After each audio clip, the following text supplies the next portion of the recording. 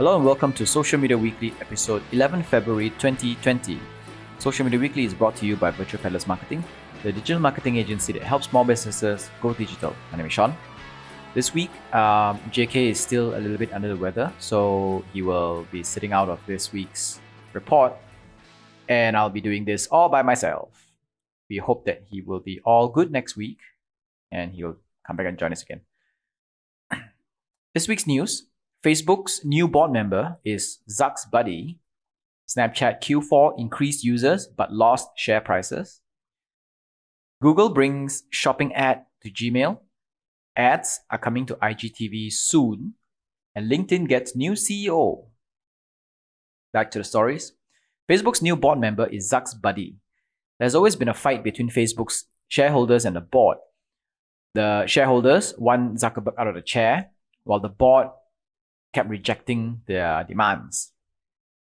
Now, the company just added a new member that will better secure Zuck's position in the company, his old friend and Dropbox CEO, Drew Houston.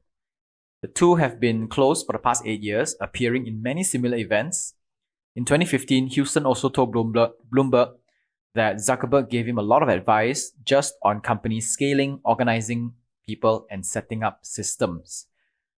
Houston also said that Zuck was a good, a good mentor to him during the early days of Dropbox as well. So what's going on here is we know that Zuckerberg does not want to leave the chair, at least not now. And he, I guess, is just looking for new board members to help him make his position in his seat, the throne of Facebook, a little bit more secure. Next up, Snapchat Q4 increased users but not share prices. The Q4 reported loss of $241 million, which is actually a 44% year-over-year increase from the previous year. This comes from adding 8 million daily users to reach 218 million in total. So, it means that a 44% year-over-year increase, which means that it is actually an increase, not a decrease, from 2018 to 2019. And an additional 8 million daily users as well to reach 218. It's not significantly a lot, but for Snapchat, I guess it's okay.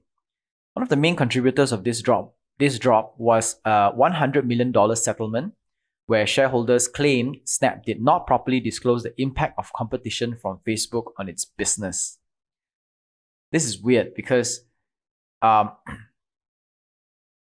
think shareholders should know very well what are the impacts Facebook has on Snap for the past few years. And the fact that they don't know and they're able to claim $100 million in settlement, I don't know.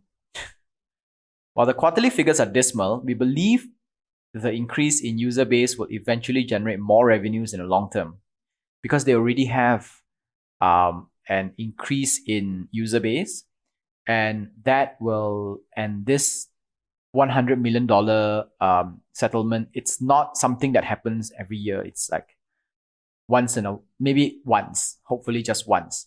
And once that's done and they're able to monetize properly and they're able to continue to grow their user base, they will be able to recoup everything and hopefully even be able to make some profits. That said, Snapchat has never profited since its inception until today. Google brings shopping ads to Gmail. Google sent out an email to advertisers announcing that shopping ads will appear in Gmail starting early March 2020. That's just next week. Sorry, a couple of weeks from now. This will be manageable. This function is manageable under Google Display Networks. So it means that we know that Google has been obtaining all our personal information using on Gmail, even to the extent where probably even reading a little bit of our emails, not the full content, but it sure as hell are reading our headlines.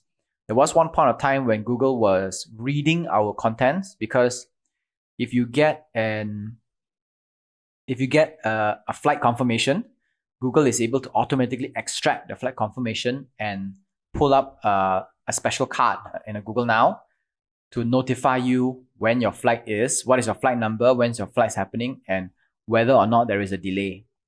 On one end, there is a lot of convenience. I really liked it. But on the other end, it is quite freaky that your emails are being read.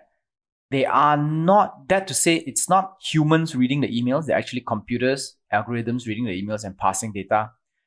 But it's not very convincing as well.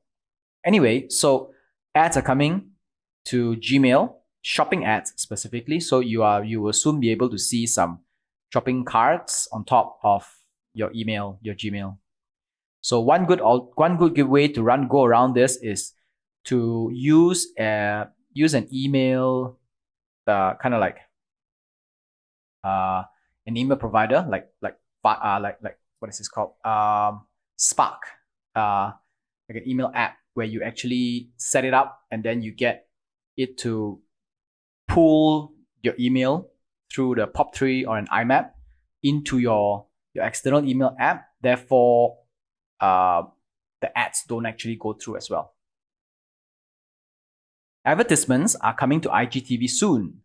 IGTV is going to become a more valuable platform for creators and advertisers now that monetization is coming.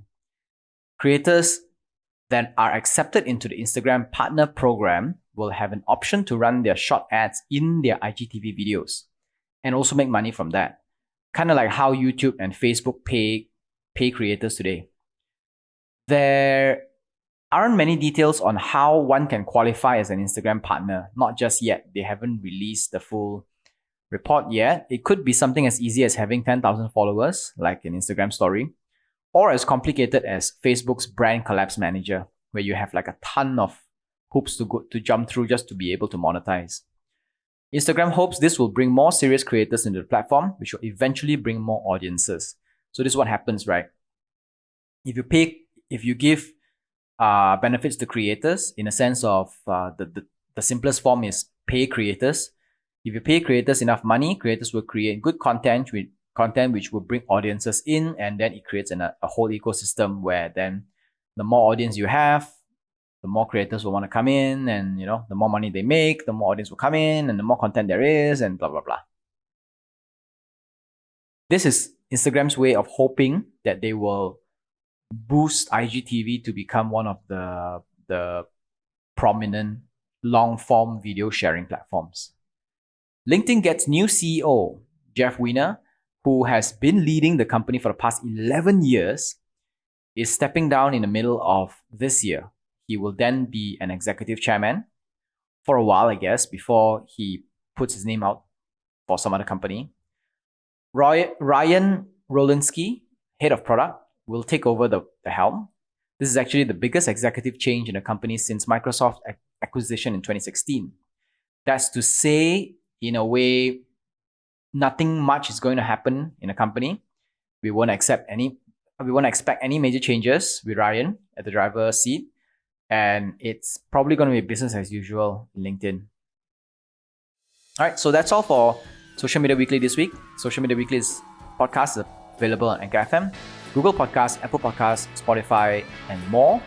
Our full videos are available on YouTube, and we post bits and clips on Instagram and Facebook. This is Social Media Weekly episode 11, February 2019. My name is Sean. Au revoir.